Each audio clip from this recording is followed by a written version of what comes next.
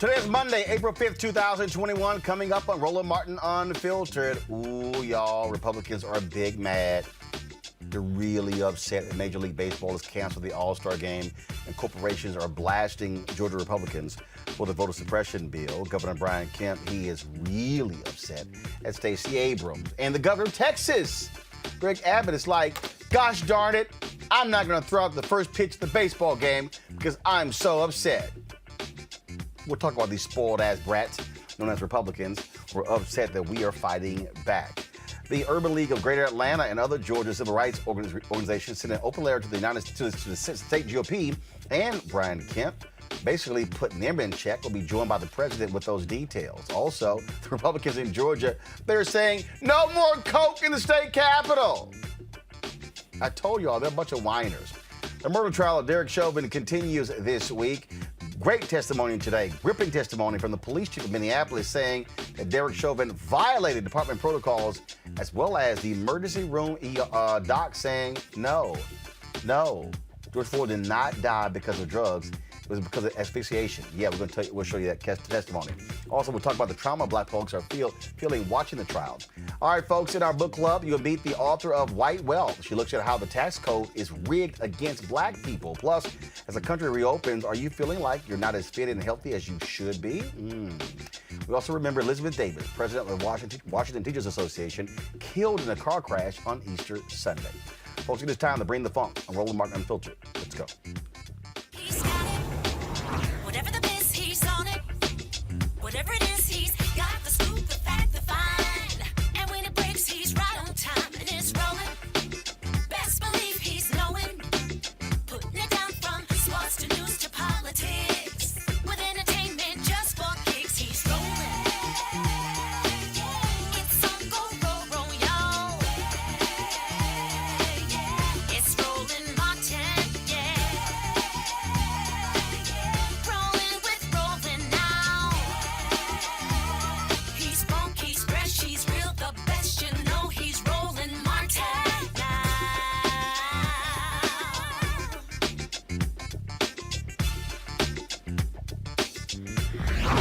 Martin! Y'all, excuse me about the whiny Republicans all across the country. They are so upset that corporations are protesting Senate Bill 202. The fight for voter rights continues. On Friday, Major League Baseball announced they will be moving the 2021 All-Star Game and the Major League Baseball draft out of Atlanta in response to the new bill signed into law by Governor Brian Kemp. Poor little Donald Trump has said, no, we need to boycott Major League Baseball and the NFL and Coca-Cola and Delta. Whining. So on Saturday, Brian Kemp, he held a news conference where he expressed his thoughts on the decision and watch the black people standing behind him. Y'all know we had the little child, Janelle King, on the show. Her husband's out there, and that other fool, Bruce Lavelle, you know, who's scared to come on here. Play this line, fool. Yesterday, Major League Baseball caved to fear and lies from liberal activists. They ignored the facts of our new election integrity law, and they ignored the consequences of their decision on our local community. Georgians and all Americans should know what this decision means. It means cancel culture and partisan activists are coming for your business. They're coming for your game or event in your hometown. And they're coming to cancel everything from sports to how you make a living. They don't care about jobs, they don't care about our communities, and they certainly don't care about access to the ballot box. It's easier to vote in Georgia than it is in New York. Even more ridiculous is that MLB didn't cite a single reason that they disagreed with the bill in their statement. Oh, really, Brian Kemp? Is that what you saying? You really think that we haven't read the bill and all of the lying you're sitting here saying? You look like a damn fool. Stacey Abrams released a statement on Facebook addressing what Kemp said. Let's quote it. Republicans who passed and defended Senate Bill 202 did so knowing the economic risk to our state. They prioritized making it harder for people of color to vote over the economic well-being of all Georgians. Like many Georgians, I'm disappointed that the MLB is relocating the All-Star game. However, I commend the players, owners, and league commissioner for speaking out. I urge others in positions of leadership to do so as well. As I've stated, I respect boycotts, although I don't want to see Georgia families hurt by lost events and jobs. Georgians targeted by voter suppression will be hurt as opportunities go to other states. We should not abandon the victims of GOP malice and lies. We must stand together. Georgia Republicans must renounce the terrible damage they have caused to our voting system and the harm they have inflicted on our economy. Our corporate community must get off the sidelines as full partners in this fight, acknowledging that the provisions of SB 202 do not expand voting rights. They restrict those rights, affecting employees and consumers alike. And leaders must publicly support the voting rights provisions in the For the People Act and the John Lewis Voting Rights Advancement Act to mitigate the harm being done in Georgia and other states. Kind of real clear what's going on here. So why are they acting so butthurt? Because people decided to use their power. Now, NFL Commissioner Roger Goodell also released an internal statement via email to his employees that address the bill. This is what it says. Pull it up, please. I know that a number of you have asked questions about the recent Georgia legislation. Guys, we should make this much larger. Nobody can read this, so why are we even showing it? This is way too damn small. Other states are considering voting-related legislation as well, and we can expect that these bills will continue to generate commentary and controversy, particularly in our current highly charged political environment. We know that the right to vote is fundamental and is at the core of our democracy. We will always support this right, and the NFL has done so in a comprehensive and thoughtful way. Together with our players and so many of you, the NFL and its 32 clubs showed true leadership through our NFL Votes Initiative, and it goes on and on and on. So now they're upset with them as well, okay? Now Georgia Republicans are demanding the removal of Coca-Cola products from their offices after the CEO, James Quincy, spoke out against the bill last week. Okay, I thought they were against cancel culture. So really what they're saying is, we don't like cancel culture when you cancel us, but we're going to cancel everybody else. The Urban League of Greater Atlanta is calling for widespread condemnation of Georgia's new voter suppression law. Joining us now is Nancy Flake Johnson, President and CEO of the Urban League of Greater Atlanta. Nancy, I got to say, it has to be disheartening to watch these spoiled brats, these grown men and women, step forth and lie. Let's just be real clear. If if they did not lose both Senate seats, if Trump had won Georgia and not Biden-Harris, none of this would be discussed. None of this would be talked about. There would be no bill. They are mad. They are spoiled brats. They're mad because they lost. It's evidenced throughout the bill. So, Roland, what many people are talking about are the ID provisions that are certainly going to make it more difficult for 200,000 Georgians. That's a lot of people. It's a small fraction of the population, but it's probably some of the most disenfranchised people in our population, younger voters and senior citizens. Now, the way that the state, the governor is trying to make the case that that really is not a big deal. They've taken away the fee. It's going to be free. All that's fine and good. But the important provisions that the governor has not spoken about publicly that are the most egregious in the bill has to do with taking over local election commissions.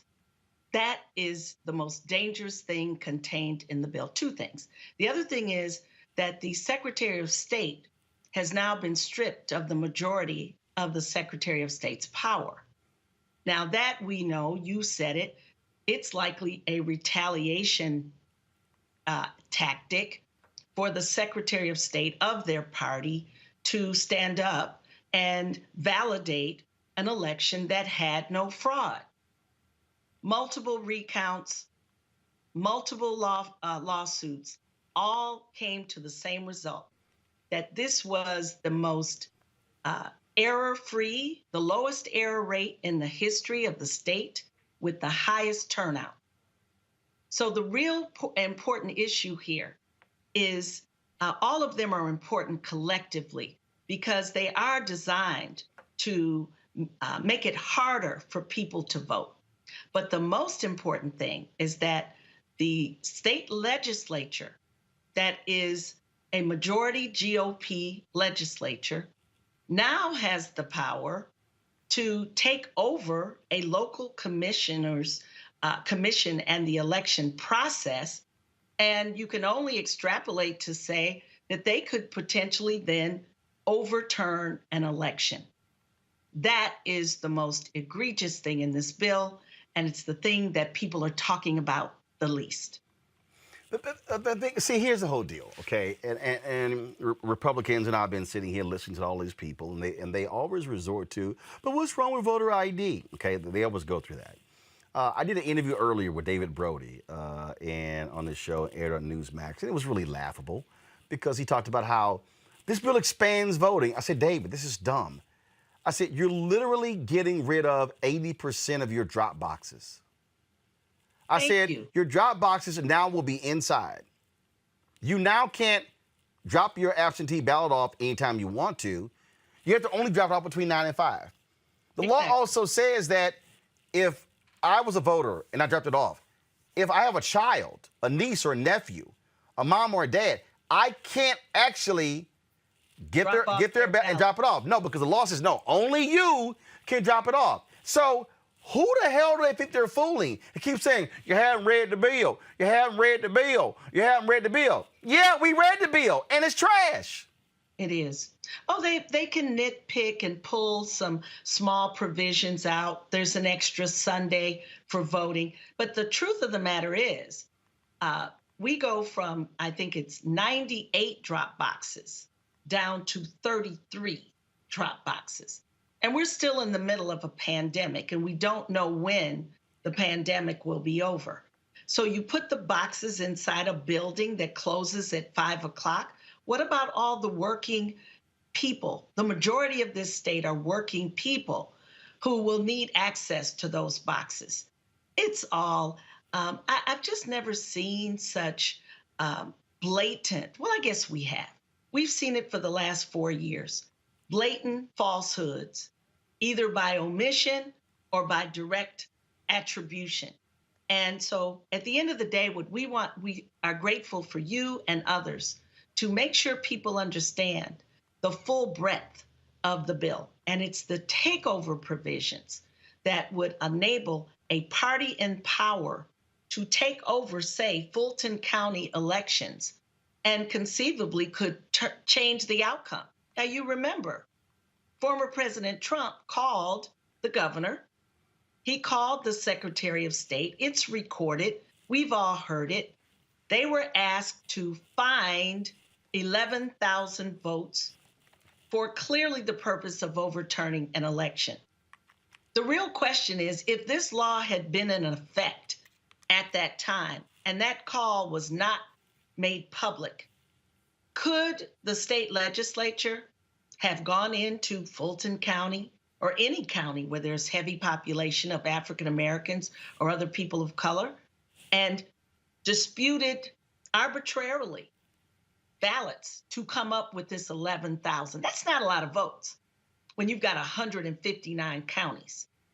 So Black people are 32% of the population in Georgia. The Latino population is about 10%. And you add in Asians, we're almost 50% of the population of the state. So what is the motivation for these sweeping changes if there was no fraud? It's clear. It's racially motivated, and it's motivated to have control over future elections. And we just can't let that happen, not here in Georgia and not anywhere. Well, it is interesting to see the whining of Republicans, and I'm really getting a kick out of, oh, we want to get rid of Coca-Cola in the state capitol. There's a lot of retaliatory politics that plays out in our state. When Delta stepped up in, I believe it was 2016, against the Religious Freedom Act that was going to discriminate against our LGBTQ citizens. When Delta Airlines stood up for that, they actually passed a bill that took away some of their tax benefits on a fuel tax or assessed a tax. Punitive politics. Is that what democracy is all about? You don't do what I say, I punish you. And that's exactly what's happening with this legislature right now, with the fact that they are almost a supermajority. So we've got a lot of work to do on the ground. We've got to get, for now, this is law. The businesses, the chambers, they put general statements out, but none of them stood strong, but very few rather, stood strong before the bill was passed and put a stake in the ground in terms of their opposition to the bill's content. I will also say, though, the legislature made so many changes. It was hard to keep up, even for the ACLUs, a big partner of ours, and the NAACP, who are at the Capitol every single day. Well, it was a 2-page bill that went to 100 pages overnight. Exactly. Well, And he signed it faster than ever, I think, in history. There's usually a legal review. The governor has 30 days to sign a bill into law, but this was done immediately after the vote. The tactics are clear. well, all right. Well, look, we're going to keep putting the pressure. Bottom line, they can be mad at all the corporations that they want to, but it's going to be real simple. If you don't say something, we're going to penalize you. Simple as that. Pure and simple. Got to do it. And the real scary part, Roland, before we go, this is happening not just in Georgia. Yeah, it's all over. It's happening everywhere. It's all over. Absolutely. Well, we certainly appreciate it. Nancy Flake Johnson, President, CEO of the Great Urban League of Greater Atlanta. We appreciate it. Thanks a lot. Thank you. Let's go to my panel here. Joining me right now, Dr. Cleo Monago, political analyst, who joins us. Also, we have Teresa Lundy, principal founder of TML Communications, and of course, Michael Brown, former Finance Committee chair of DNC. Y'all, I love this one here, y'all. I got to reach out. So, Texas Governor Greg Abbott sent this weak-ass letter to the Texas Rangers baseball team. Dear Mr. Liebman, this is addressed to Mr. Neil Liebman. Thank you for the invitation to throw out the first pitch at the Texas Rangers home opening game. I was looking forward to it until Major League Baseball adopted what has turned out to be a false narrative about the election law reforms in Georgia.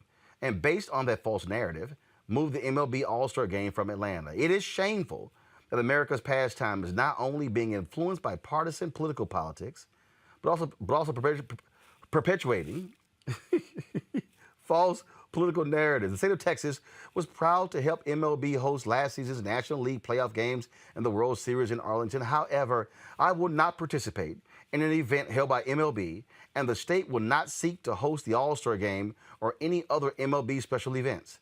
This decision does not diminish the deep respect I have for the Texas Rangers baseball organization, which is outstanding from top to bottom. I wish the team great success this season.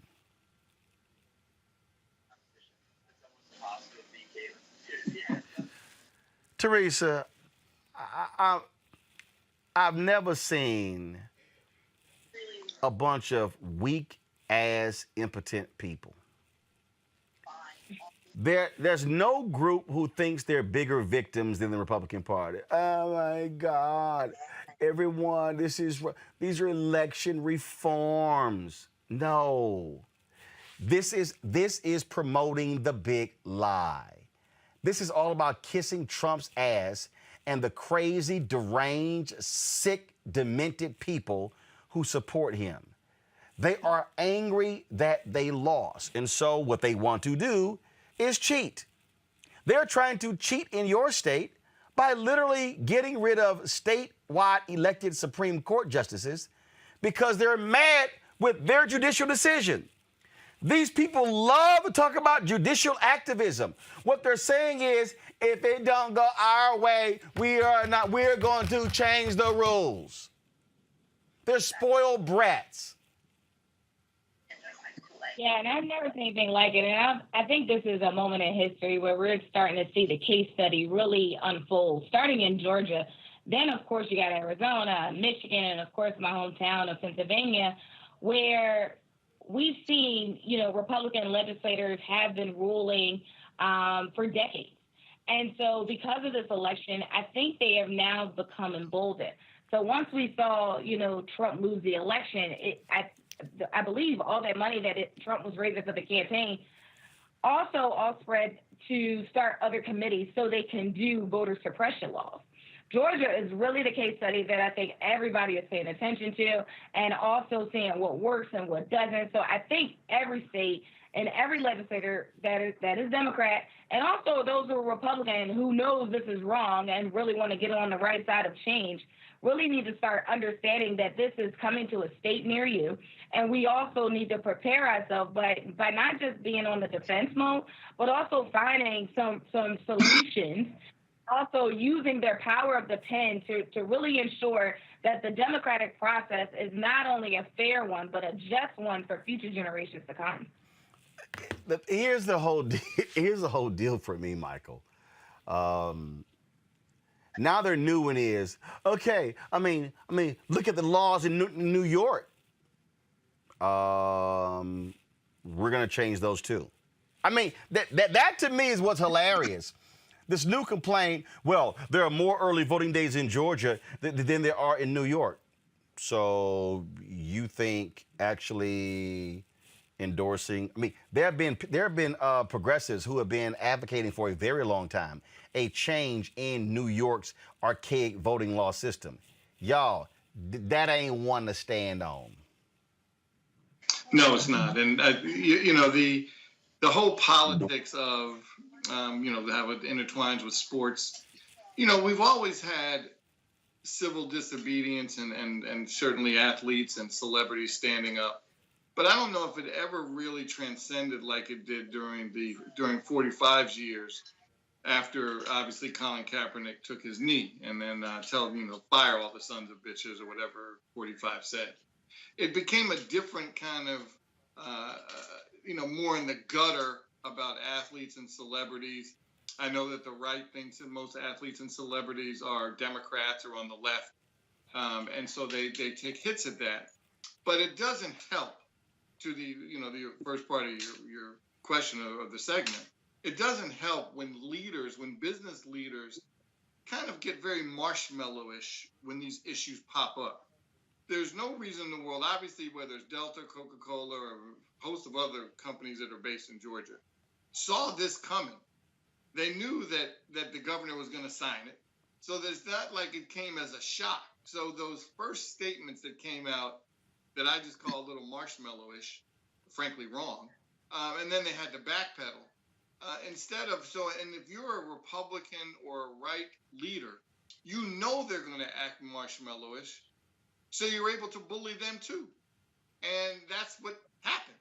And so until you stop being marshmallow and come out and really take a stand and really, and then you can't just threaten to leave or threaten to do something. You have to do it.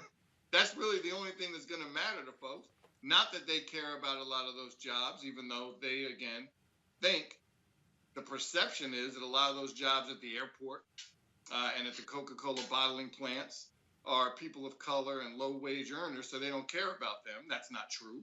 There are a lot of white folks that work at Delta and a lot of white folks that work at Coca-Cola. So obviously the hypocrisy is ridiculous, but until business leaders stand up, this kind of behavior is going to continue. Look, this is real simple, Cleo. If y'all don't want corporations coming after you, if y'all don't want the woke mob coming after you, how about you not embracing white supremacy? How about that? Let's do a trade-off. We won't cancel your ass if you don't embrace white supremacy. I think that's fair. You being so mean to these poor Republicans. I don't give a damn about any of them. I don't give a damn about any of them. I don't either. I'm being somewhat sarcastic, though. You are being mean, but I agree with the mean. Yes, I'm being very mean. I'm being very petty because they are trash, despicable people who are also sore losers. You got your ass whooped. Here's the whole deal. Okay, you're mad. You got your ass whooped. Take the L. But as you know, these people always get mad. and they've always gotten mad, and they always have started saying stuff like what this guy just said, that because of Stacey Abrams and Biden's lies, the team left Atlanta. It's not logical. But we'll see how this rolls out ultimately, because they've been lying and being illogical and moving the goalpost and saying things that aren't true. I mean, Donald Trump, the former president, lied all the way to the White House and lied all the way in the White House. And from our perspective, if it wasn't for COVID-19, he would still be in the White House. So it'll be interesting to see how this all rolls out, because despite white supremacy, these people who love white powers, despite they're kicking and screaming, it seems that they're losing. It seems that they're losing based on voting and all logical things. But the lies have worked for them. And mixed messages and stretching the truth has worked. So the fact that he hasn't finished singing, we'll see how it goes. See, I mean, that really is what we're dealing with here, Teresa. And I need people to understand, everybody who's watching, who's listening, to understand, these evil, demented people will use the power of the office to exact revenge on anyone. Mitch McConnell came out with a statement saying, you know, that it's grossly unfair what these companies are doing, and they should keep their nose out of politics. And here's what I find to be interesting. But y'all don't mind their money. Y'all, because, I mean, y'all were the ones who push, of course, of that corporations are people, to allow this all of this unregulated money in politics. Oh, so here's the quote this fool gave to Politico. Y'all go ahead.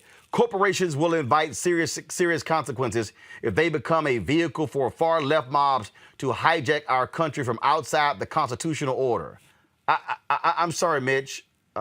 You can't have it both ways. You can't support Citizens United, which the Supreme Court deemed that corporations are people, and they get to have a voice in politics. Oh, I'm sorry, but then you mad. Boo, then you mad. Because they now speaking against something you like. So they were your bae yesterday. They were your political bae yesterday when y'all were getting all that money. AT&T is giving more than $500,000 to Republicans in Texas. And then Lieutenant Governor Dan Patrick, they should keep their nose out of it, but you got $150,000 from them. So which is it? Which is it? Would you like for them to be, in essence, yo-ho?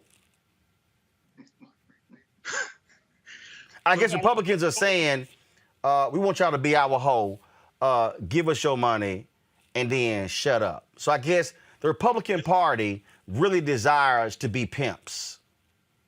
Y'all want to take the money, but then they can't talk back. That's probably the best analogy I can come up with for today's Republican Party. That Republicans are pimps. Yes, they're pimps. They're pimps, and they want they hoes to be quiet. Yes, I said it. And essentially, corporations are in a very difficult spot, being the prostitutes of the pimps, because for a very, very long time, corporations have been able to donate behind the scenes to campaigns. They have been able to support their candidates, under different IEs. And I think now people are starting to take with all these websites and blogs and laws that you have to expose and basically tell all. Everything that's on a financial report, I think it's putting them in a very difficult spot where they have to make a decision. And they're like, we have to make a decision that hopefully doesn't hurt our business. But in this space, and because of the type of products that they're serving and the type of leadership, there's no longer business as usual, because everybody is doing good government. People are starting to look into some of the accounts and some of their positions. So it's just not enough to spend $500,000 on Black and minority communities, and then it's not okay to help voter suppression. So I think a lot of these social justice organizations and groups are really pulling their feet to the fire, same way you're doing, Roland, because if we don't, they'll continuously do the backdoor type of investment where they think it's in their better benefit. So really, they're really playing, bad politics when they're not really listening to the concerns of the people that they employ and those they elect, probably personally, but not publicly. I love this quote here, Michael, from Mitch McConnell. Parts of the private sector keep dabbling in behaving like a woke parallel government. Corporations will invite serious consequences if they become a vehicle for far-left mobs. So he called them behaving like a woke parallel government. But again, lead pimp, you like they money. See, it's a little hard for me, Michael, to listen to somebody, these corporations, now, y'all need to shut up. Y'all need to be quiet. But you like their money. And that's how it's, frankly, has been, is, and will continue to be. But that's where I'm not necessarily upset that AT&T gave $500,000 to Texas Republicans. I am. That's that's not that, and I know that's not where you are either. That's not where we are. The issue is, if I'm writing that check for $500,000, you better believe actually I'm going to say something. Right. That gives me more of a right to speak up. So frankly, I don't know why the better comment from Leader McConnell should have been, oh, you know what? I appreciate your thoughts. We take it under advisement, or something like that. Not what they're saying, because it is so tired, and it's going to continue to be tired because they didn't like losing. They never thought they were going to lose those last 2 Georgia seats. They never thought in a million years maybe they was going to lose one of them, but not both. And so I think that sent a shell shock, obviously, through the Republicans. We have to do something. We can't have all these Black and Latino folks voting. That's just not an option. We have to restrict it as much as we can, because I don't know if Biden's going to, that's what they're saying. Their calculus is, I don't know if the Biden-Harris administration will have the courage to get rid of the filibuster to fix voting rights. That's what they're counting on. Now we'll have to wait and see, what happens. Bottom line is this here, Cleo. We should be using everything in our arsenal. Everything. Because what these people are doing is nasty and despicable. I remember what they did in North Carolina, how they specifically targeted Black voters. And that was ruled unconstitutional. And it was way beyond a voter ID. That's the little cover they love. Oh, you need an ID to go into the mall. And I see, we ain't falling for the okie doke. Okay? And my whole deal, and then the whole deal, but you haven't read the bill. Yes, we've read the bill, and the bill is trash. Call it for what it is. I agree with you, Roland, that they're dangerous. And again, I hate to sound so vague, but I'm waiting to see what happens because, I haven't been on your show in a while, and I'm back on the show at least today, and I'm hearing the same old issue around these white power mongers manipulating. I think the term pimp is appropriate because pimps are people who bully, who manipulate, who make false information up to make their victims confused. And that's why these people are using terms like, what do you say, far left mobs. They're trying to make people on the left sound like mean monsters who are coming to get you. And it's the same type of language that Trump used.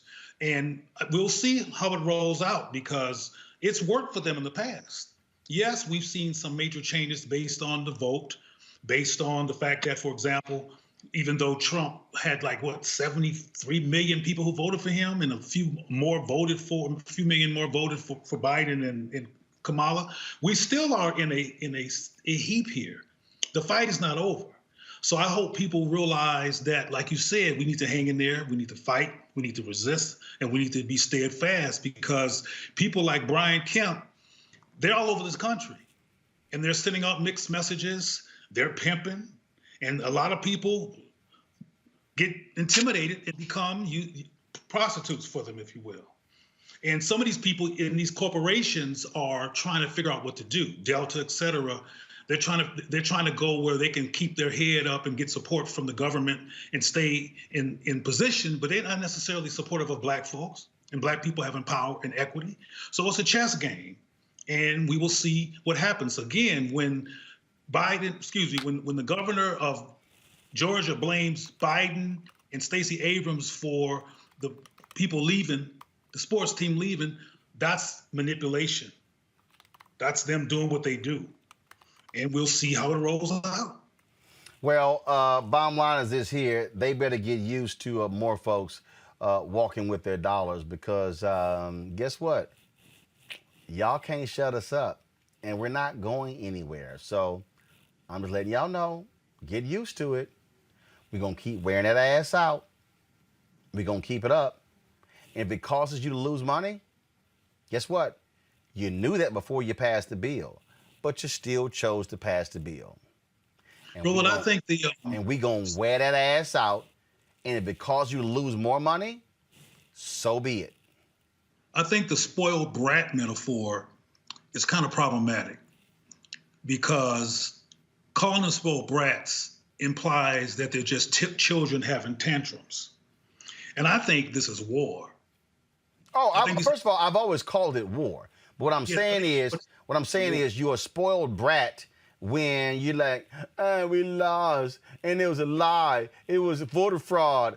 Where's your evidence? Well, I don't have any, but there were buckets and buckets and buckets and bags and truckloads of ballots that were shipped in. They were just voting like crazy in Fulton County. We have no evidence of that, and actually Republicans say it didn't happen. Yeah, but no, that just...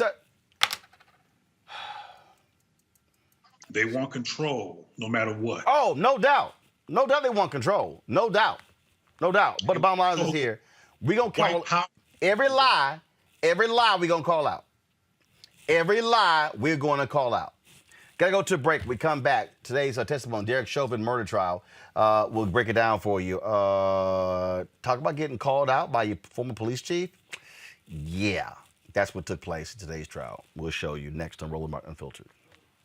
Cancel culture. The cancel culture. There is a vast and thriving right-wing cancel culture. She said something the cancel culture doesn't like. This is the number one issue for the country to address today. Cancel culture has become a Republican talking point, which pretty much guarantees it's been taken out of context to perpetuate their constant victimhood complex. But the idea that the public is turning its back on Republicans because of cancel culture is ridiculous. No. It's time we stop using that term. Accountability culture is accurate. Consequence culture is accurate. If any occupation in America should be subjected to the whims of the public, it's our elected officials. If Donald Trump, or anyone for that matter, gets voted out of office, it's not cancel culture. It's democracy working as intended. And listen, the consequences can be far greater if we don't hold politicians accountable for their actions. Allowing people in power to chip away at our democracy, support white supremacy, or harass teenagers in the street completely unchecked, well, that will most definitely alter your life.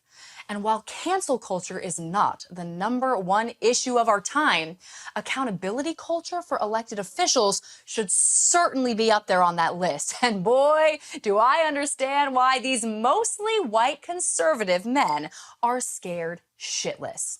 They've enjoyed an era of zero accountability with zero consequences. Sorry, we've all decided that era is effectively canceled. I'm Deion Cole, and you're watching Roland Martin Unfiltered. Stay woke.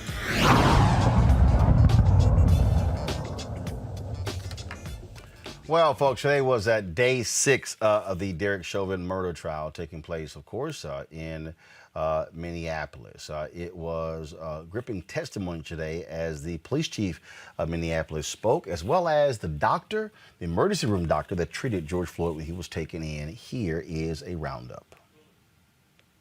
Did you receive any information or indication from the paramedics when they brought Mr. Floyd in that anyone had attempted CPR on Mr. Floyd at the scene on May 25th, 2020? Overruled. I did not receive a report that Mr. Floyd had received bystander CPR, no. Did you receive a report that he had received CPR from any of the officers who may have been on the scene on May 25th, 2020? No.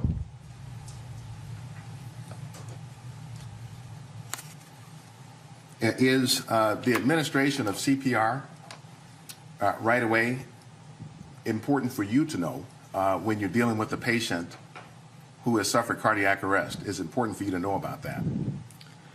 It is, in the sense that it informs the likelihood of survival. And what do you mean by that, Dr. Langenfeld? It's well known that any amount of time that a patient spends in cardiac arrest without immediate CPR markedly decreases the chance of a good outcome.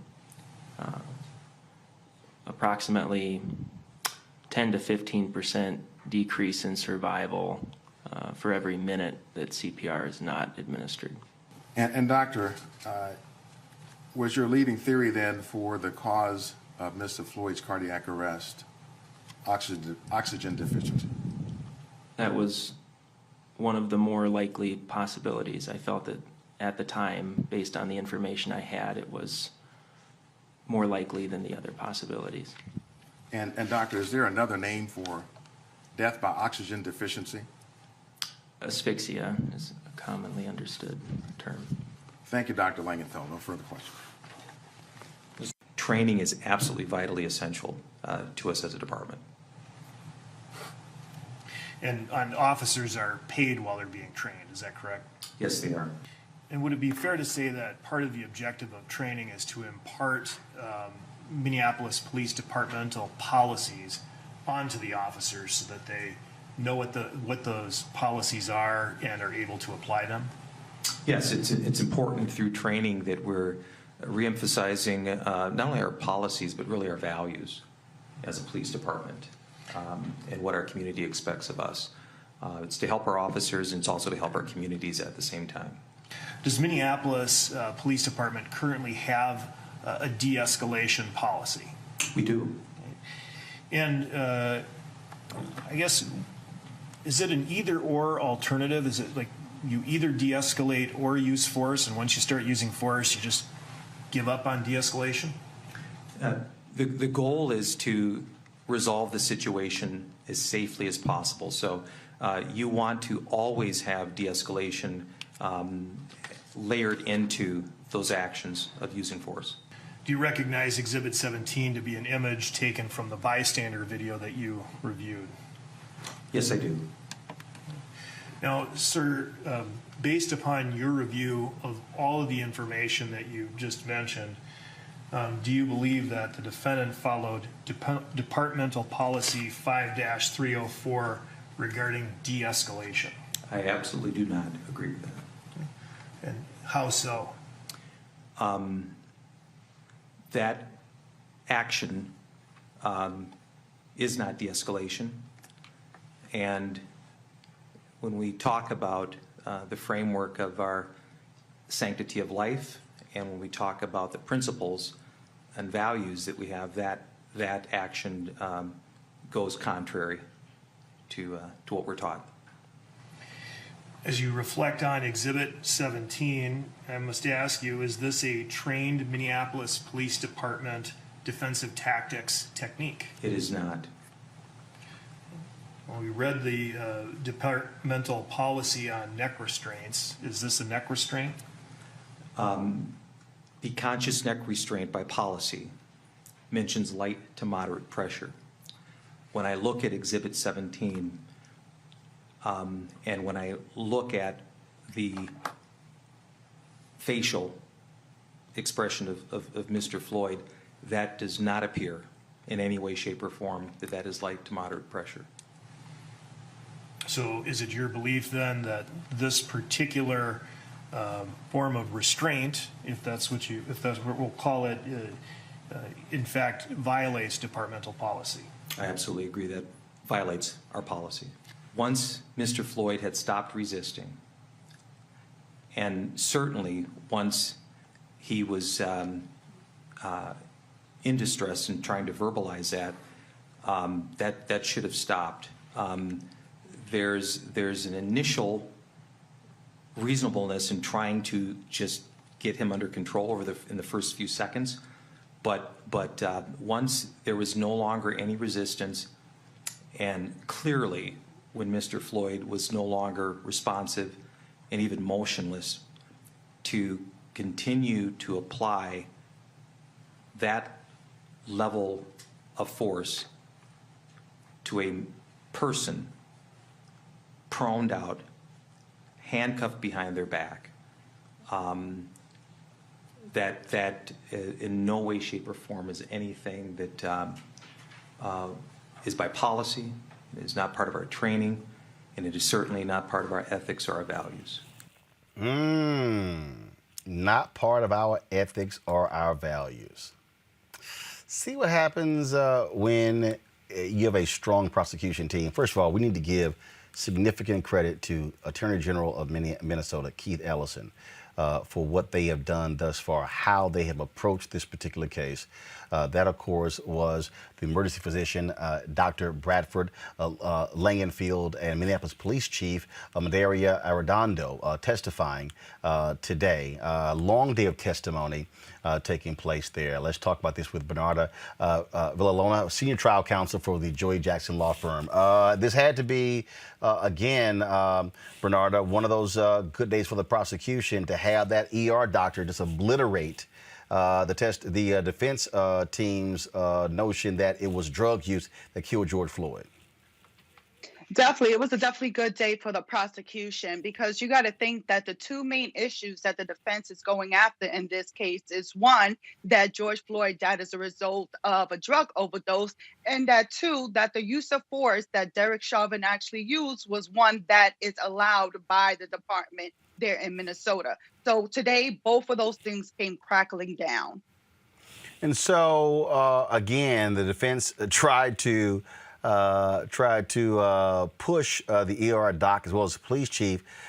Didn't go so well. Yeah.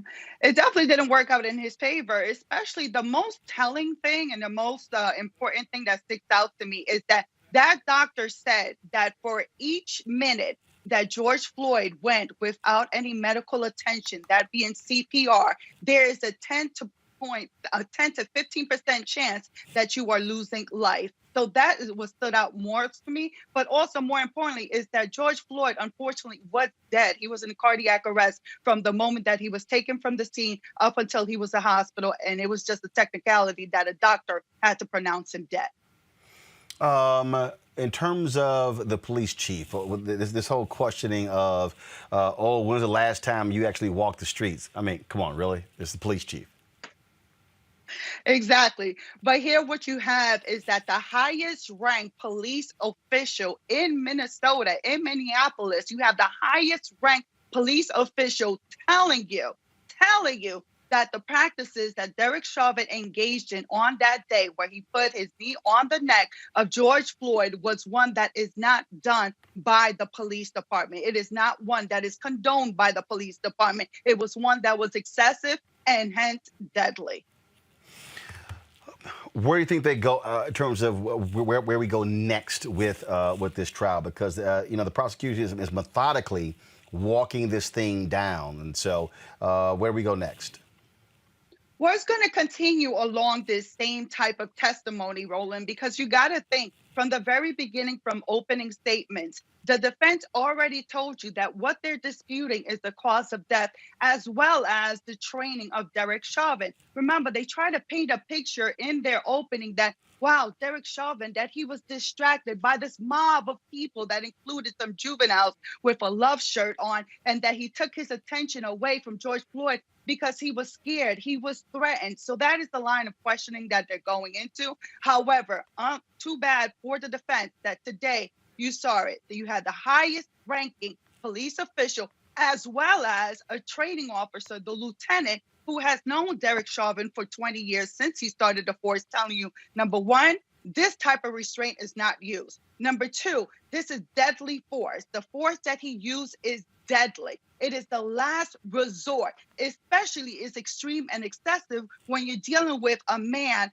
that is not being violent, a man that is not resisting, a man that is not armed, a man that is in a prone position, a man that is handcuffed, a man that is not a threat to you. And you use the highest level of force. And that highest level of force is what got you here. Those 9 minutes and 29 seconds of that deadly force that you put on the neck of George Floyd. And what does that equal out to? Murder. All right, then. Bernardo, we surely appreciate it. Thanks a lot.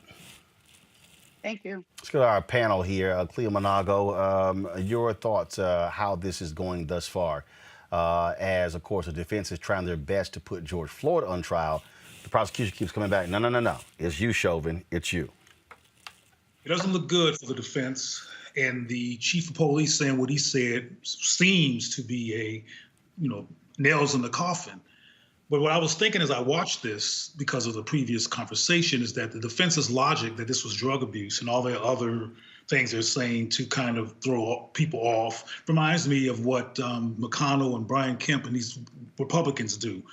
They are wrong and they're doing the wrong thing and they do damage like Chauvin has, and they try to find these excuses to blame the people who they're victimizing for what they're doing.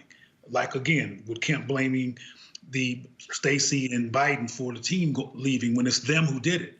It's a powerful metaphor, and the death of George Floyd is a powerful metaphor too, and the knee on his neck, and that he was pleading for his life and they didn't care. And I think that people who are watching this show, Black folks particularly, need to understand that the people who are resisting logic and who are fighting against our ability to vote and live our lives in the hands of police are really a serious threat to us. And we need to stand up against it in every opportunity that we get. But it don't look good at all for the defense. And again, we'll see what occurs. I mean, do you know who the jury is yet?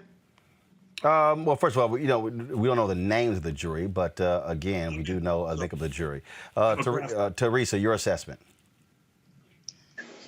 Yeah, I mean, it's been a full week of trying to understand 9 minutes and 29 seconds from the defense point of view. And I don't believe the public has even gotten to that point. I mean, honestly, the grief and the trauma of the witnesses that, their testimony of recording it and feeling like, they could have done more, they should have, stepped in. I mean, that has been really traumatizing for anybody who is there knowing that, someone literally died right before your eyes and there's nothing you can do.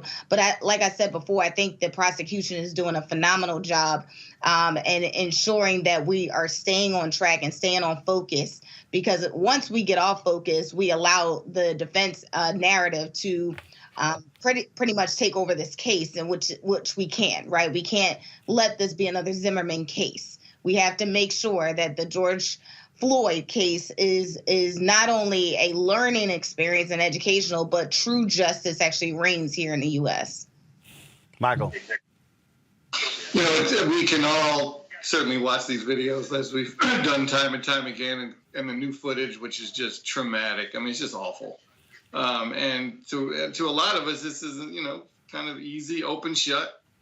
The problem is in our country, in our system of justice, it just takes one juror to find some reasonable doubt to say, you know what, he was in danger. He's a big guy. And all it takes is one juror. And that's what's so troubling about these cases, where to many of us, it seems so easy and so open and shut. The problem is in our system of justice, it just takes one juror back in that room who could have come in saying, I'm never going to convict this white guy, this white police officer. I don't care what the evidence is. I don't care what the videos. I don't care how these jurors try to browbeat me. I am not going to convict. Hopefully that's not the case. Hopefully we have jurors that are being objective, looking at the evidence. And keep in mind, too, over the last week, or however many days it's been for the prosecution to put on its case, and you're right, I agree with you, General Ellison should get a lot of credit along with the prosecutors. But during this last week, it's just been all the prosecution case. Yeah, we've heard some stuff in the media. Yeah, we've heard some of the cross-examination questions. But the defense puts on their case, too. And so we'll have to see what they come in with, though we don't, we certainly don't have to believe any of it, or it certainly doesn't matter. but just keep in mind they have to get their shot too. Well, that is the case, and so we'll certainly be paying more attention to exactly what happens with the next phase of the trial. But again, we're now in week 2, and there is more to come. Got to go to a break. We'll be back on Roland Martin Unfiltered in a moment. America is starting to breathe again. A decent man as president, a plan to protect us. It feels almost normal, but it's not. Republicans still will not admit that President Biden was legally elected, which means they don't believe in democracy. They believe an election is only legitimate if they win. That's not democracy. Their plan? Pass voter suppression bills to block minorities from voting, take back Congress, impeach President Biden. We refuse. We refuse to accept the end of the American experiment. We refuse to allow anti-democratic autocrats to steal our country. We choose to fight, and we will not lose. Join us. I'm Bill Duke. This is Diala Riddle. What's up, y'all? I'm Will Packer. I'm Chrisette Michelle. Hi, I'm Chaley Rose, and you're watching Roland Martin Unfiltered. Many of us have been watching the murder trial of Derek Chauvin. Folks have been shocked and stunned and too difficult to actually watch. And others are talking about reliving the trauma of what happened to George Floyd and how it haunts us. Joining us right now is psychologist Dr. Jeffrey Gardier. Doc, always good to have you on the show. Great to have you, Roland. Great to be here. So how do we deal with that? Because I did that first week. I mean, there were a number of people who just simply said, I can't watch this. I can't take this. And not just watching the video, but just the testimony that was given. Yeah, certainly I've talked to many people who've said that they have not been able to watch it as well. And I say to them, look, get the information that you need. I know that we want to stay up on this. I know that we want to witness what's going on because this is history. Certainly the prosecution seems to be doing a pretty good job. There might be some sort of justice that comes out of this trial more than any of the others that we've seen. But when you've had enough, stop, turn it off. Instead, communicate with others. Talk to your loved ones. Let them know how you feel about this because, Roland, we're being re-traumatized over and over and over by watching the horrific death of this man.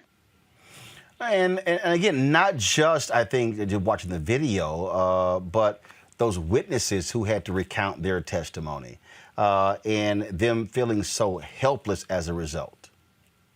Yeah, I think many of us feel that way because I know there's certainly much more we could have done either through social protest, getting involved with community boards. I think we've kind of been sleepwalking through what's been going on, but certainly the pandemic has given us the empathy to wake up and realize that we can't let this continue to happen. I know you're talking about Chris Martin, you're talking about Darnella Frazier, you're talking about the elderly gentleman, Charles McMillan, how he cried like a baby on that stand. He cried because he knew that in his heart he wanted to do more, though he possibly couldn't do more. That Chris Martin wished that perhaps he hadn't given that $20 bill, or Darnella, was traumatized by watching what was going on in the streets against George Floyd. So certainly we're seeing from this trial more than on any other of them, Roland, the guilt, the collective guilt that these individuals who were there were feeling, but also the guilt and the shame that America has been feeling in looking the other way, and now they can't look away any longer. We'll go by panel for questions. I'll first start with Teresa Lundy. Teresa, you have questions for Dr. Jeffrey Gardier. Hi, doctor. The public is watching this day after day. Is there something that you can, give us for tips? I'm literally, my lunch breaks are now talking about this case, and what can we do so we don't, again, we're taking this into our homes. So what can we do to alleviate some of the stress? You know what? I think it is absolutely appropriate when we are looking at this trial for us to be able to communicate to other people, as I had talked about earlier, to be able to talk about what that pain feels like, to be able to process not just alone, but with other people who have been through this, and more than anything else, starting to get involved through community policing, through making sure that we're involved with social organizations, because perhaps in many ways with the assault on voters' rights that we're seeing in many of the states in Texas and starting to see in Georgia and in Arizona, this does feel like a psychological and physical assault against us.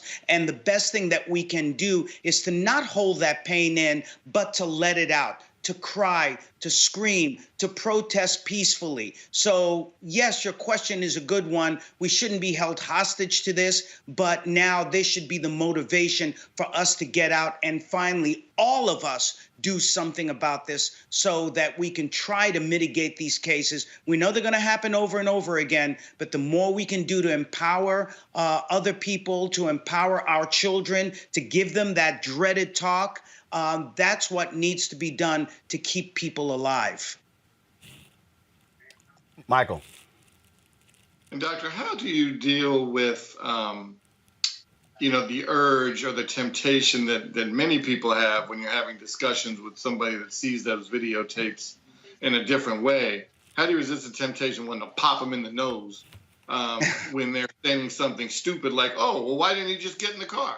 I mean, well, and you're watching this poor man lose all his bodily functions. I mean, what do you say to somebody that just seems ignorant to basically what's been going on in America for 4 centuries? I think more than anything else is letting them know the pain that you feel from the ignorance from what it is that they are saying, and to help them find their empathy, to help them find their humanity. And as a psychologist, I've run into this every once in a while, to explore with them what was the trauma that they faced. What are the untruths that they are in many ways digesting that keeps them in denial as to what's going on? And how has white privilege not only destroyed in many ways many of our rights, but how has it destroyed who they are, that they don't have the potential to look at a human being and say, oh my God, we cannot allow this to continue happening. Look, I think there are many people who have made that conversion, who have been able to change, who have been able to touch their own empathy and humanity through COVID, but more than anything, through this horrific death of George Floyd. Anyone who still sees this as something as if it was George Floyd's fault, well, I think that is a deeper issue for that person on that other end of the spectrum. Thank you. Thank you, Doc. Cleo. Greetings, Dr. Gadir. It's my perspective that Black people are in a trauma trance. We are already traumatized. And the trauma long preceded this case and the murder of George Floyd. I have not seen the George Floyd murder. I have not watched the trial. I have not watched any of it because I have seen enough trauma. I'm doing part of what you've already said, which is get out there and do work, be in the community. My work is about trauma deflection for Black people. But I wanted your assessment of this. Do you believe that the murder of George Floyd and all the spectacle is a new trauma, or is it an exacerbation of pre-existing trauma that we're already enduring? Many people have used this word re-traumatization. We use it a lot in psychology and social work to talk about children perhaps who've been sexually or physically abused or received some other abuse. And as they're growing up, they're still seeing and receiving that abuse every day. I truly believe that Black and brown people and others who have been marginalized are experiencing that trauma every day. The racism, the institutional racism. And yes, it is a perpetual state of trauma, of emotional hurt. And that's why I believe that racism does kill. We know that people begin to break down when they have that fight or flight mode dealing with racism. And that's why we must find a way to address this. This is not about an ideological difference. This is about life and death for those on the streets who have been killed, who are unarmed or some other situation, and for those of us who live day to day, living while black. That in itself can kill us. It has certainly been a difficult one. Doc, what do you propose after this trial? You know, what do families do? I mean, what do they say to their children? Because the reality is we have seen numerous videos like this. We've seen the Eric Garner video. We've seen the John Crawford III video. I mean, we can just go on and on and on. And so at some point, you know, do folks get numb to this? Or do people just simply say, you know what, I can't take it, I'm gonna turn it off? How do we deal with it where we need to confront it but not run away from it? Certainly, we cannot let this pass as just another incident. This has to be that moment where we say, now, how do we turn the ideas into action? What is it that we need to do? How do we change these police departments? Because we've seen even members of that Minneapolis Police Department have said that what happened between Derek Chauvin and George Floyd was absolutely wrong. That was bad policing. That was police abuse. So how do we use that? I'm sorry now? No, I'm sorry. Go ahead. Go ahead. Yeah. And so how do we use that to begin to change police departments across the nation? But just as importantly, how do we begin to educate our children to be able to not only avoid these situations, but own these situations by integrating in and becoming part of these police departments, part of community policing, to becoming politicians, to becoming leaders that are able to bring all people together to stop this kind of hate. All right. Dr. Jeffrey Gardia, we certainly appreciate it. Thank you so very much. Thank you, Roland. All right, folks. Man, some sad news I got a text message today about a sister who appeared on our show a couple of times. The folks in the DMV education community, they are mourning the death of Elizabeth Davis, the Washington Teachers Union president. She died in a two-car crash in Prince George's County Sunday night. Now, she was elected to one of the city's most powerful labor positions in 2013. The 70-year-old educator spent the last year leading the more than 4,000-person union through school closures amid the pandemic.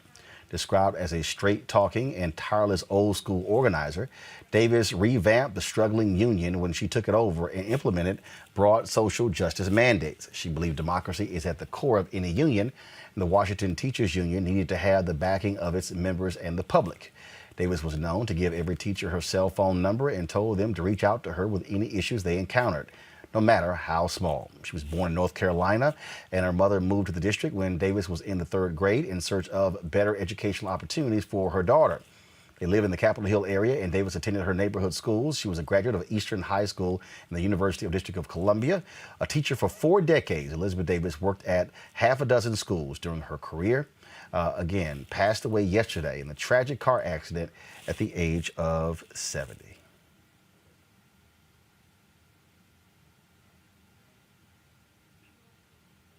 We'll go to a break. Back in a moment.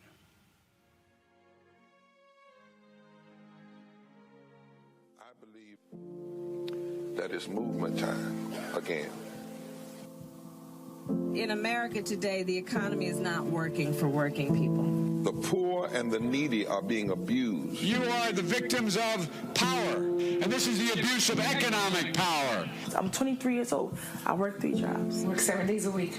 No days off. They're paying people pennies on the dollar compared to what they profit, and it is time for this to end. Essential workers have been showing up to work, feeding us, caring for us, delivering goods to us throughout this entire pandemic, and they've been doing it on a measly $7.25 minimum wage. The highest check I ever got was literally $291.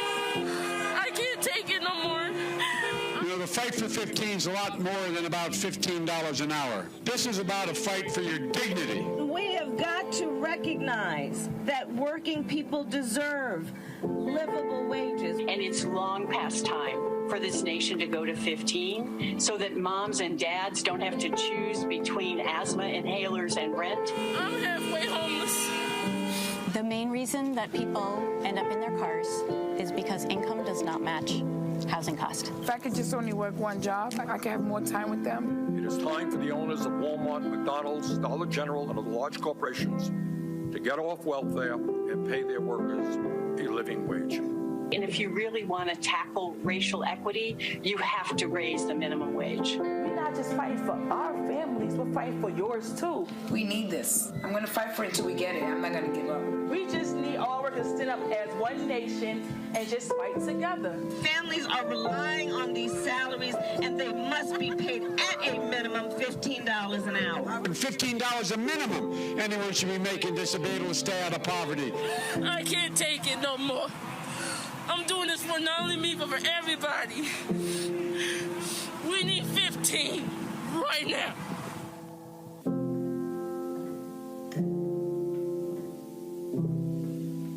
Hello, everyone. It's Kiara Sheard. Hey, I'm Taj. I'm Coco. And I'm Lily. And we're SWV. What's up, y'all? It's Ryan Destiny, and you're watching Roland Martin Unfiltered.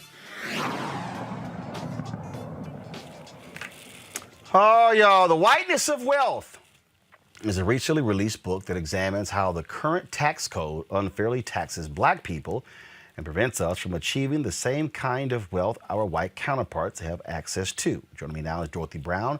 She's the author of The Whiteness of Wealth. Dorothy, glad to have you here. All right, Dorothy, so let's just be honest. Most people, they hate taxes. They don't want to spend the time doing taxes. They don't want to sit here and bother. They are like, look, I got other stuff to do. And so lay out your thesis here in terms of your notion of how the tax code is hooking white folks up and screwing black people. Yes, so hopefully by the time they finish listening to this interview, people will realize taxes really do matter.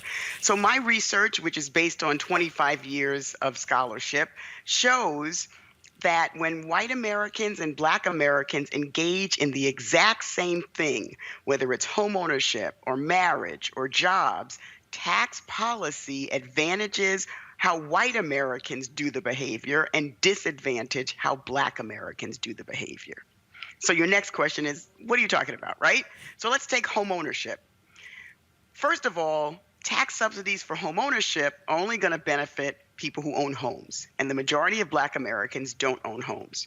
But that's not the worst piece of the puzzle. The worst piece of the puzzle is when black Americans own homes, tax law doesn't help them the way it helps white Americans. Why? Because black homeowners live in different neighborhoods from white homeowners.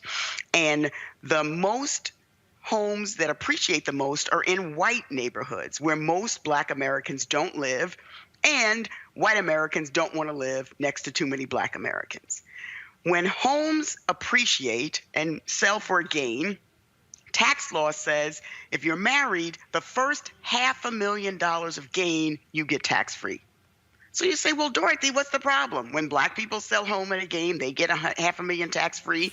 When white people sell homes at a gain, right? Well, no, because the people with the most gains are those living in neighborhoods that are almost all white. That's not where most black homeowners live. And more importantly, black homeowners are more likely to sell their home at a loss. And tax law doesn't allow losses on the sale of homes.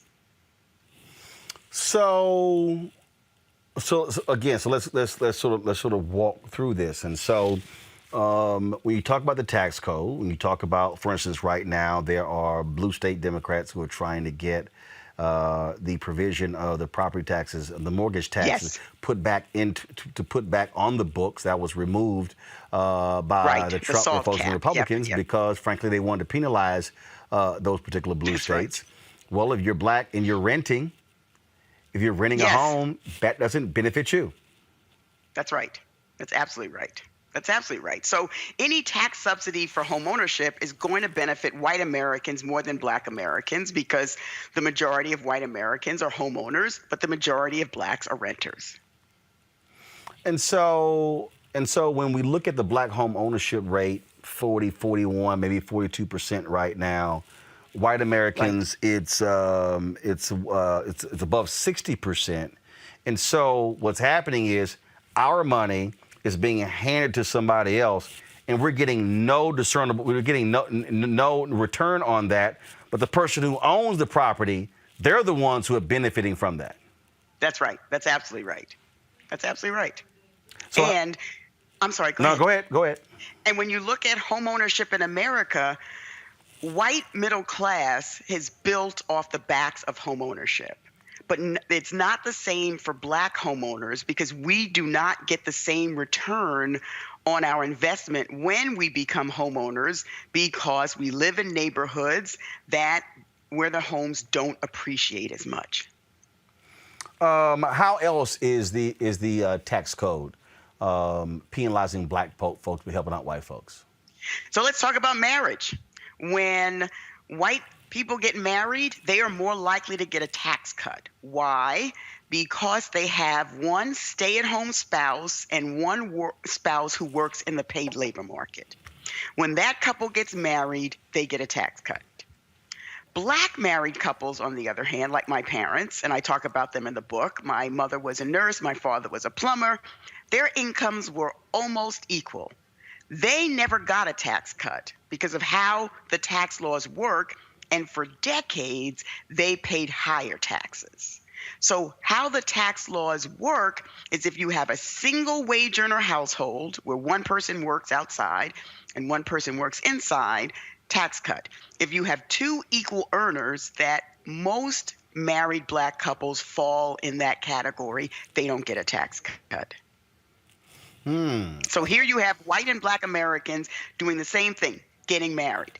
But tax law advantages how white Americans do marriage.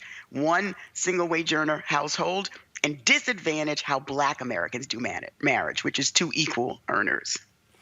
One of the things also that I think when you look at the greatest beneficiary, real estate. Frankly, yes. How Trump, the game is played, how you can just write stuff up, all those sort of different things like that. That also, again, when we're not owning land, we're not owning properties, owning building, we're not taking advantage. Look, I tell people all the time, and I remember when I would hire people to do my taxes, and people go like, "Man, I can't believe you spend that money." I said, "Well, first of all, if I hire somebody to do my taxes, that's also a tax write-off." It used to be, yes. And so the person was kind of like, "Okay, what do you mean?" I said, "Yo, white folks created the tax code. Yes. So I'm not going to just fill out an easy form and just go, oh, can I quickly get some kind of check back? No, I'm going to figure out the same thing they've been doing to get rich." Right. Right. And that's what they're doing. That's right. And that's right. And so how do we That's right. Go ahead. I was going to say, and the real problem, I mean, the thing that struck me the most is, we're told if you buy a house, if you get married, if you do all these things, then you'll be able to build wealth. And here we have tax laws saying, but if you do it while black, no tax break for you. Questions from our panel. Michael, I'm going to start with you. First, good work, cousin, on your book. My last name is Brown, by the way. Thank you. She ain't trying to claim no Omega, man. Move on.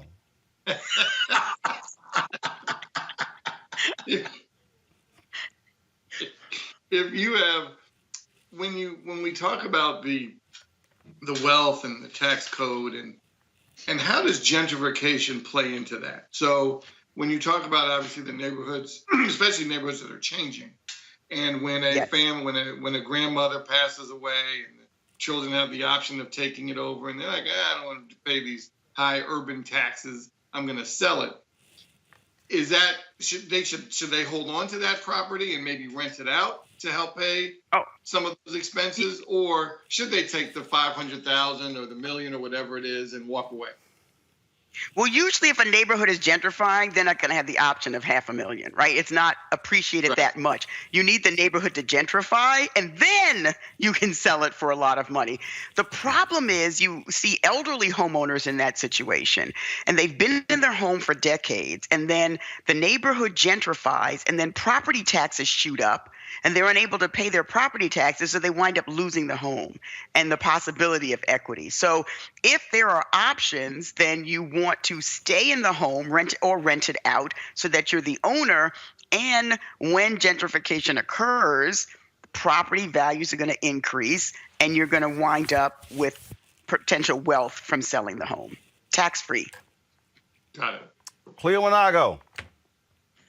I'm shaking my head because I know what she's saying is true, and it almost kind of answers some of my question. My question for her was, what's an example of the recipe out of this situation?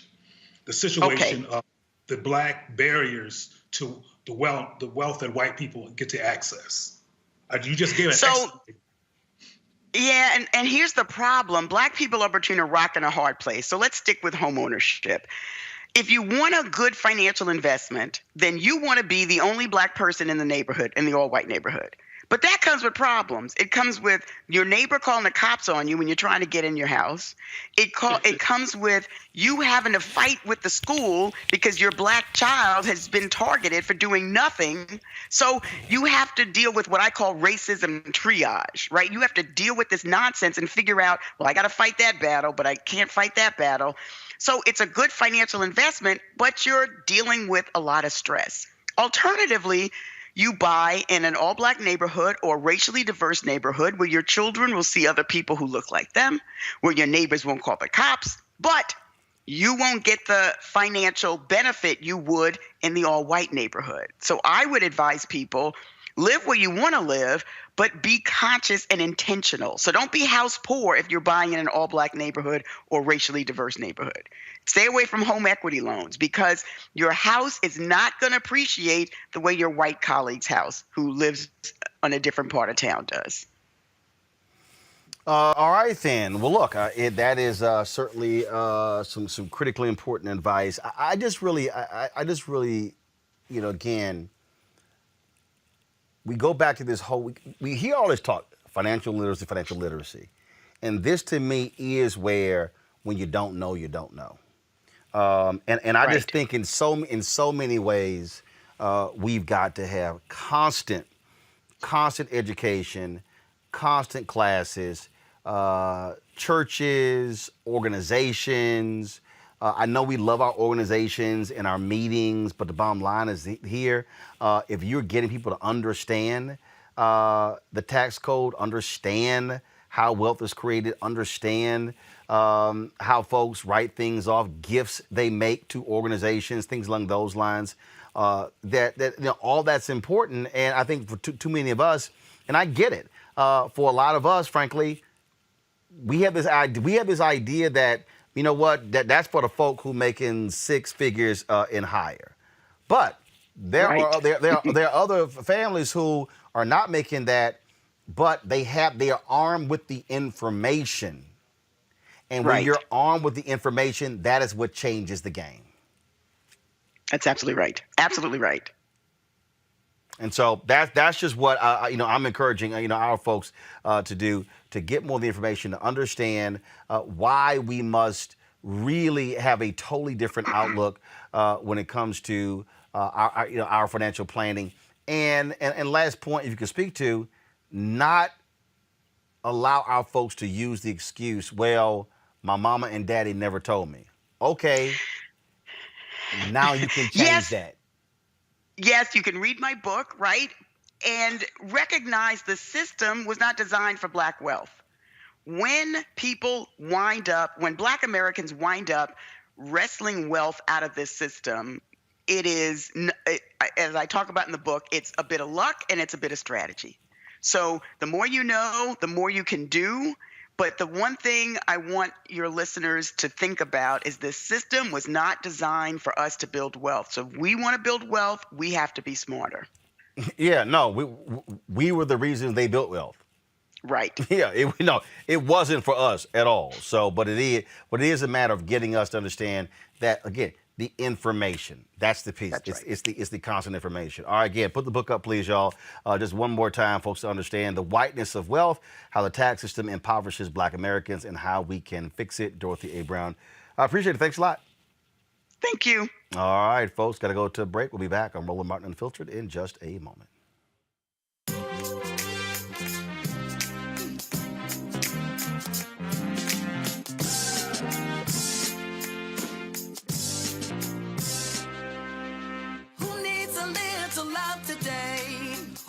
Some love sent their way. Who needs love? Who needs love? Who needs a little love today? Who needs some love sent their way? Who needs love? Who needs love?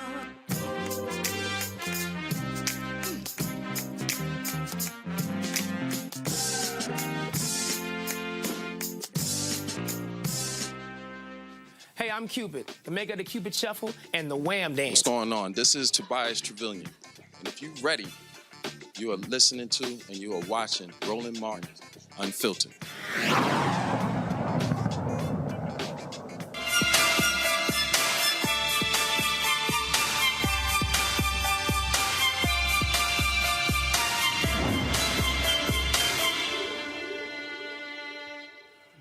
With COVID restrictions loosening up across the country, many people are going back to their lives pre-pandemic, especially getting back into the gym. Is that a good idea? Joining us now from Atlanta's Effect Fitness is owner Dooley. Dooley, how you doing? How you doing, man? All good. So, during the pandemic, it was crazy. If you went to a sporting goods store, you literally could not find any equipment whatsoever. I mean, I'm talking about they were selling dumbbells on eBay for $1,000. They literally couldn't find more equipment. Do you believe that as people getting the vaccine, that folks are going to drastically change what they used to do, flock to gyms, other places, out of fear of contracting COVID or getting sick? I feel like this has been the reprogramming of people's minds has been the toughest part about getting people back in the gym. Like you just said, it is still a fear, it's still a phobia. I got people that just choking on water, coughing, and people looking around thinking it might be COVID. So it's really a reprogramming of people's minds. Like the body is the easiest part to kind of get back where we tried to get it to. It's the mind part that took the biggest toll during the pandemic. And what we're working on really is just reprogramming people's mind to just get back in the gym. Understand that, it's other things going on, but the things that you actually can control is your health and your wellness. So I feel like the biggest part that's for the pandemic is just being reprogramming people's minds. And when you talk about pre-programming their minds, have you seen, first of all, what's been blowing up? People who are doing these virtual workouts. And so how have you, as a business owner, how have you had to shift your business? Same way. Like I said, we were really all about in-house. So during the pandemic, we even launched an app. We had our businesses almost quadrupled during the pandemic because literally it forced us to, like I said, reprogram the way we thought about business in the fitness industry. And we started our own app, and we got pretty much the same amount of people doing this stuff virtual as we do in-house now. So it's been a beautiful thing for us as well. So this video we're playing right now, I mean, again, that's a packed joint. It's going to be a little hard to get folk to go back to that, bro. Absolutely. We understand that. And that's why, like I said, as a business owner, like we're taking all the proper steps. That's why we pride ourselves on what we're actually doing throughout the day. So as far as the fogging, the sanitizing after each and every class, we don't like you said, the equipment. We no longer share equipment. You have to bring your own equipment to the gym. We make it to where literally, if you don't feel comfortable about being here with us, please download that app. Let's get it in virtually. But we are taking every step, all the precautions to make sure that everyone that comes here feels safe. Even setting up COVID testing outside of our gym on your way in. So we feel good about all the steps we're taking about having that many people back in here. How do you feel about this New Jersey gym owner who's like, the hell with these restrictions, I'm going to open. He's getting fined. Now he's offering free memberships to people who won't take the vaccine. Wow. I try my best to mind my own business, but in that case, I say I'm about the people. So if I didn't feel I could keep people safe, I wouldn't invite people to me. I don't know if I would do that based on restrictions. Like I said, here in Atlanta, things are a little bit different, as you know. Our governor is pretty proactive as well and opening up things. But more so than him or the government, I just feel good about what we're doing. Like I said, I try not to put our faith in anybody else's hands. I want to make sure we sanitize, and I want to make sure we got proper cleaning, like top-graded cleaning companies. I want to make sure that everybody brings their own equipment and keeping themselves safe when they come back up in here. Questions. Cleo, you're first. Well, I was wondering, how does the app work? Does the app have like Zoom or some kind of visual on it where you Absolutely. Involved? So with the app, it's pretty much like anything with an Xfinity cable box. You can do it live or you can play it back on demand. So the best thing about the app is unlimited class. Once you got the app, you can do classes all day long. We have 3 live classes per day. So you got one at 5:30 a.m., 12, and then 5:30 p.m. And literally, once it's live, it's live. But when it's over, we upload the best class of the day, and you can do that all day long. And we keep changing out the videos. Every day it's a different type of class. It's a different type of workout. So what we're doing in-house, you guys are also doing virtually. So you have on demand as well. Mm-hmm. Cool. Absolutely. Michael. So do you think Dooley, do you think the business of gyms will change after the pandemic is over, whenever that is, later this year or next year? Do you think the Planet Fitnesses and the LA Fitnesses and all those kind of gyms will survive, or will they continue to make it?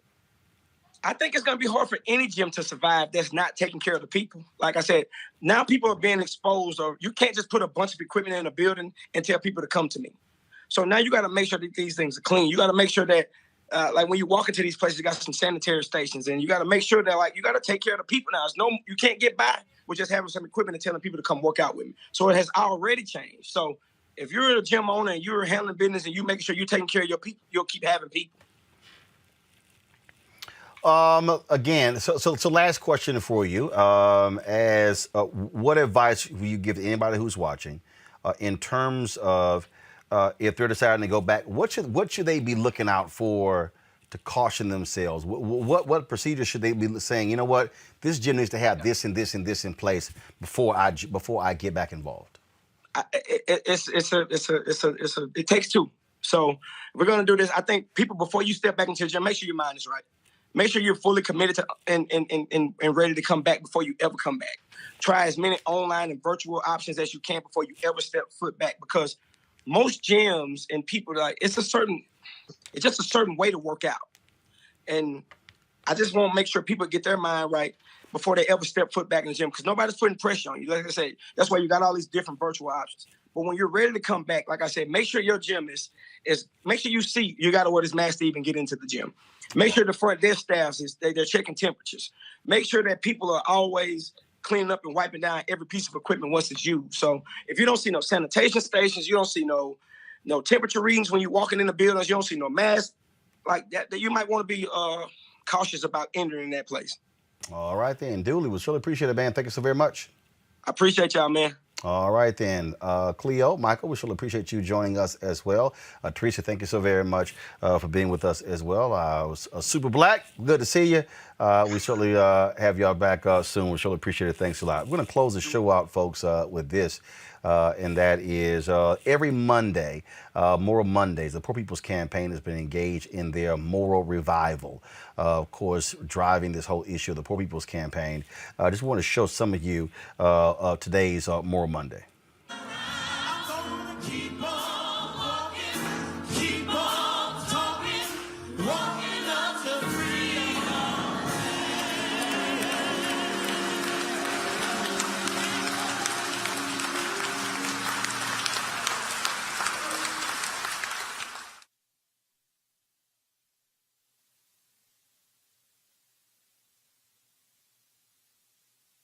President and Senior Lecturer of Repairs of the Breach and co-chair the Poor People's Campaign, a national call for moral revival.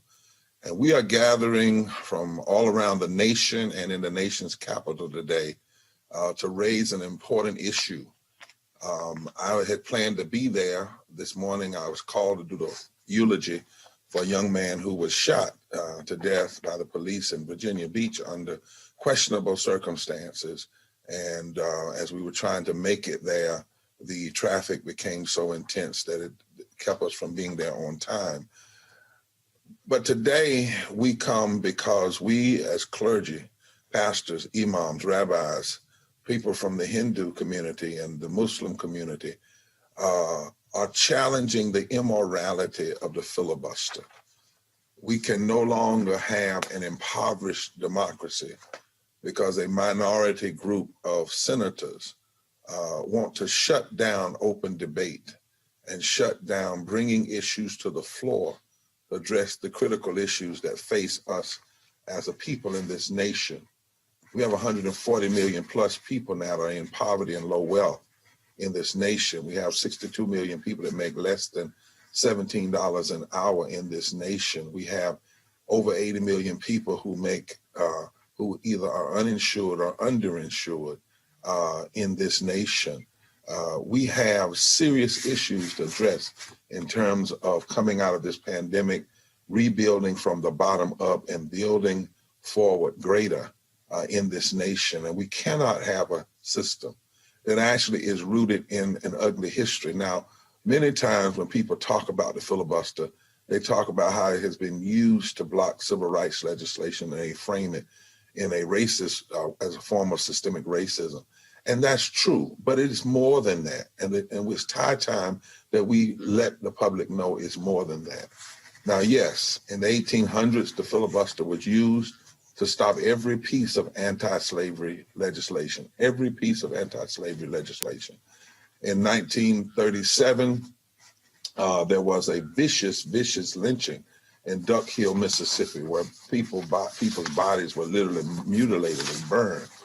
The House of Representatives, to honor, to deal with this issue and to deal with the horror of it, they passed an anti-lynching bill in 1837. But the senators and the white Southern members launched a tenacious filibuster to prevent the anti-lynching bill from reaching the floor for a vote. When it came to the New Deal, a lot of the legislation that President Franklin Delano Roosevelt tried to put forward, some historians say that he had to back away from that anti-lynching bill because of the filibuster in order to allow some other pieces of legislation to go forward. What a horrendous trade-off that was forced by those who would engage in filibustering. We know in 1918, however, it wasn't just Black people. In 1918, Southern conservatives in the Senate blocked women's suffrage for a long time by a Senate filibuster. They didn't want the 19th Amendment. So the filibuster has been the antithesis to women in this country moving forward. We know that 5 times between 1942 and 1949, the House passed bills that sought to ban poll taxes 5 times. And 5 times senators filibustered and allowed poll tax to stay on the record. We know that Strom Thurmond and Dick Russell used the filibuster to try to weaken the 1957 Civil Rights Act. And we also know, however, that when we look past the post-war decades, the Senate used the filibuster and other procedural tricks, not just the filibuster, to block labor policies from reaching the floor and policies about labor unions from reaching the floor. We know that the filibuster was used. The party failed at labor's most important goal, and that was the repeal of the Taft-Hartley Right to Work Act, because a bipartisan conservative filibuster in the U.S. Senate was employed. In 1974, a 5-year effort to pass a bill to create an independent consumer protection agency fell victim to the filibuster. So yes, it's been used to undermine things that would benefit African Americans, but also with things that would benefit all Americans. The filibuster has been used. We know in 1972, The filibuster was used to block legislation to give the Equal Employment Opportunity Commission the power to move against job discrimination. For months, they blocked it.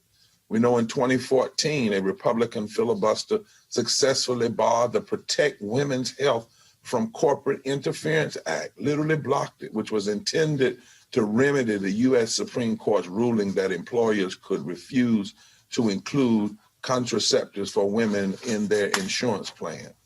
The filibuster the filibuster has been used to block laws that would stem voter suppression. It's been used in some ways, a form of it has been used to block any real votes on things like living wages. And what it does is the filibuster is dangerous to our democracy.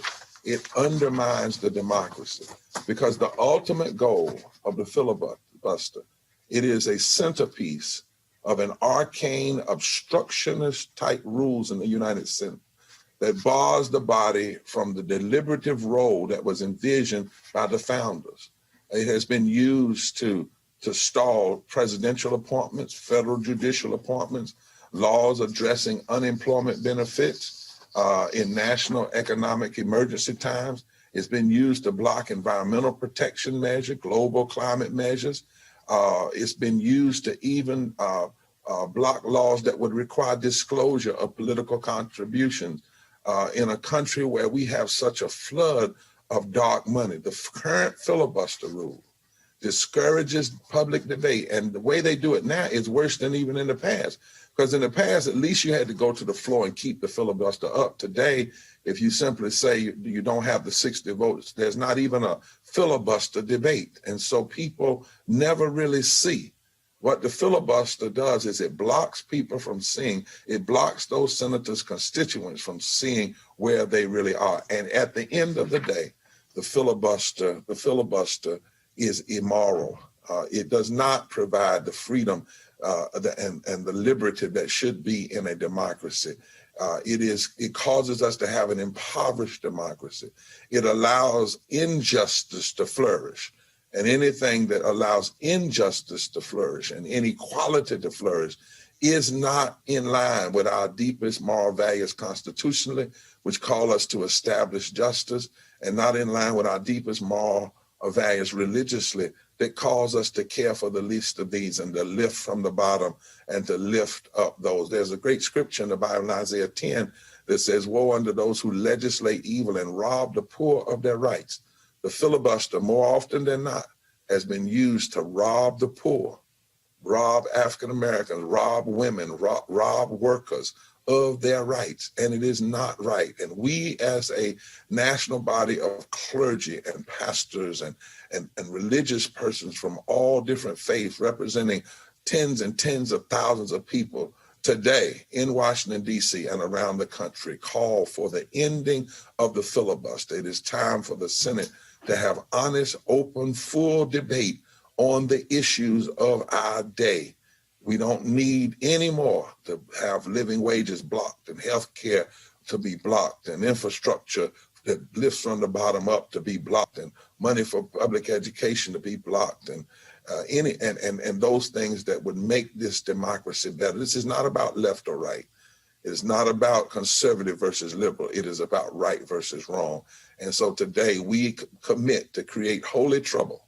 We're going to trouble the walls and trouble the Senate. We're going to trouble the senators. We're going to call them. We're going to organize voters. We're going to push people out because it is time to stop the filibuster. Lastly, the filibuster by name, one language says it really means to talk to death. And another language, the filibuster, means to rob. Well, it's time to stop talking to death in ways that block us from having the real discussions we need to be having about justice in this society. And we cannot allow the robbery to go on anymore. No longer can a minority of senators block those things that would lift more than 140 million people out of poverty and low wealth. That is not the American way. It is not the intentions of this democracy. And we as people of faith and religious leaders are calling it out. It is immoral, it is sinful, and it is wrong, and it must stop. I turn the program now back over to those that are in D.C., and then you'll hear from other great. That was Reverend Dr. William J. Barber. I would surely appreciate it. Thank you so very much. Folks, if you want to support Roland Martin Unfiltered, please do so by joining our Bring the Funk fan club. Every dollar you give goes to support what we do, making this show possible. Of course, you can go to Cash App, $RM Unfiltered, PayPal.me/R Martin Unfiltered, Venmo.com/RM Unfiltered. You can also go to Zelle, Roland@RolandSMartin.com. You can also go to Roland@RolandMartinUnfiltered.com. And so we had some folks who sent in a few. Let me go ahead and read some of those. So I wanted to, first of all, I'm going to read off. There were a number of people, of course, who sent in their contributions. And so I wanted to go ahead and read some of those names, allowing us to be able to do that. So let me pull that up. Perdita Wilson, Ketty Gamba, Ernest Mims, Lisa Jenkins, Cheryl Dugan, Cheryl Earl, Doretha Scott, Bobby Cole, Darlene Hancock, Shalata Sankofa. We certainly appreciate your support. We also, Jeremy Thomas, David Rogers, Sybil Aid Sokan, Joetta Drake, Deborah Childs, Mary Edwards, Renee Yancey, Sean Wagner, Linda Jones, Sharon Holder, R. Strickland, Roosevelt Green, Cynthia Calloway, Natalie Jackson, Ozuri Smith, Patrick Ellis, Coretta Washington, Dexter Brown, Deborah Ellerby, Sheila Van, Yvonne Magwood, and Valerie Kimes, or is it Kims? So we had some folks who sent us a few cards here. Let me see here. Let's see how Roland, my Bring the Fuck membership is enclosed. Thank you for all that you do. Elbow bumps from North Senior Citizen, elbow bumps from North Charleston, South Carolina. So I certainly appreciate that. Let's see, Roland, blessed to be a blessing, and you are blessing us with the information we need to move forward in life. Thank you. Keep up the good work, Miss LAW. And so I appreciate that. Let's see here.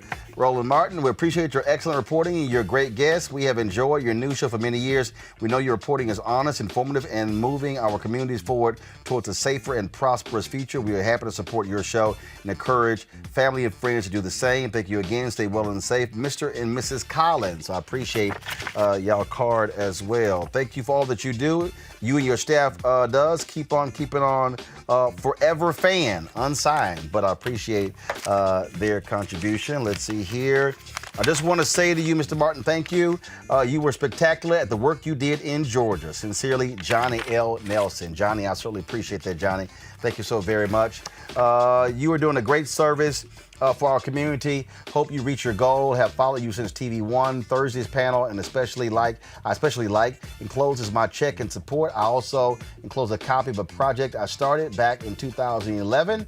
If possible, would you pass on this idea? Linda Ziegler. So Linda, I certainly appreciate that very much, Linda. Let's see here. Got a card. Roland, thank you for what you do. Please keep up the good work. That was unsigned, but we certainly appreciate that. Another card here. I just want to say thank you so much for all that you do. I'm a fan of yours and I follow you. I'm learning so much from you. You are a hardworking man. Keep up the good work you are doing. You're educating us, and your fans are so grateful for you. I appreciate you, and I enjoy watching your YouTube channel. I'm not on any other social media. I love watching when you have your panels. I'm learning a lot watching them. You're so funny. You make me laugh. Your facial expressions are so funny. I laughed so hard when you had Bill Bellamy on. The two of you had me crying laughing. I support you, and I tell my family and friends to support you all the time. I'm supporting you with a $50 money order to join the Roland Martin fan club. When you left TV One, I'm so glad you didn't stop. I can see that you're going to get so much bigger. You are doing good. Keep up the good work, Roland. I'm so proud of you. You are in my prayers. Doretha Scott. So, Doretha, I certainly appreciate that. Let's see. I'm going to read one more here. And remember, those of you who are watching us on the Facebook and YouTube, you can join our Bring the Fuck fan club. No need for you to hit us up on YouTube. Somebody said, Roland, the desk is not your, the set is not your desk. Not true. Yes, it is. All of it. Yes, it is. That's how we work. So we got books over here. We got cards over here. We got folks who send in packages over here, and that way I can grab it when we're live. So yes, it is. And so we got a brush, Coleman Brothers hair. That's how brush the brothers hair is how we do it. All right. So I got this. Brother Roland, it says it says on the front, you don't do it for the glory, but it doesn't mean you don't deserve it. Thanks for so much all that you do, Brother Roland. Much love and respect. Shalata Sankofa. Shalata, I appreciate that. And then, hold on here, y'all. I'm going to give this here. Let's see. Jolene Hives. Roland, I mailed a check for 2021 fan club. It's not showing up in my account, and it hasn't come back to me. Have you received the check? I drove in 2020. Yes, we did. Jolene, I appreciate that. Thank you so very much. Let's see. I'm going to try to read a couple of more before we get out of here, before our time is up. Donation, Napoleon Keys. Thank you for giving civic lessons to young people who don't read history books. Napoleon, that's why we do what we do. I appreciate that, Napoleon. Thank you so very much. Good work and stay on point. Unsigned, thank you. I appreciate that. Another letter.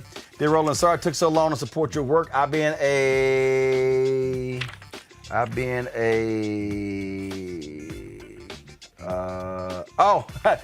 freeloader, loving the information you provide but not contributing. Hopefully I can send you a payment every month of at least $10. I know it's not much, but it's the best I can do right now. Love your show.